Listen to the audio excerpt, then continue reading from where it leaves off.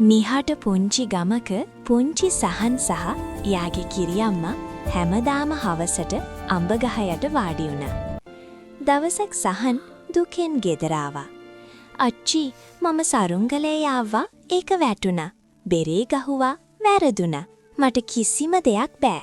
පුතා, ඔය ඔළුව මගේ උරහිසෙන් තියාගන්න. මම ඔයාට ලස්සන ජනකතාවක් කියන්නම්" කියලා කිරියම්මා කිව්වා. ගොඩාක් කාලෙකට කලින් අනුරාධපුරේ හිටපු එක පිරිමි ළමයෙක්ට ඕන වුණා දක්ෂම බෙරවාදකයා වෙන්න. ඒත් එයාට හැමදාම වැරදුණා. "උඹට කවදාවත් මේක ඉගෙන ගන්න බෑ. ගෙදර ඵලයන්" කියලා අනිත් ළමයි එයාට hina වුණා. ඒ පිරිමි ළමයා තමන්ගේ ගුරුතුමා ගාවට ගිහින් ඇඬුවා. "ගුරුතුමනි, මම මේක නතර කරන්නද?" "බෙරේ කිව්වද නතර වෙන්න කියලා? නැත්තං ඔබේ හදවත කිව්වද? ඇයි අනුන් කියන දේ අහන්නේ?" කියලා ගුරුතුමා ඇහුවා. ඒ පිරිමි ළමයා අත්හැරියේ නෑ. හැමදාම පුරුදු වුණා. අන්තිමේදී රජතුමා පවා ඒ බෙරේට ඇහුම්කන් දුන්නා.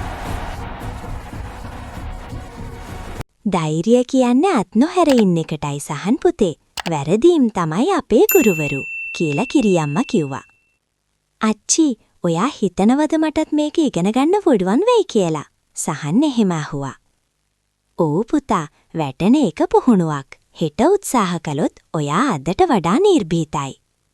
"එහෙනම් හෙට මම ආයෙත් සරුංගලේ යවනවා. බෙරේ ගහනවා." සහන් අදිෂ්ඨානයෙන් නැගිට්ටා.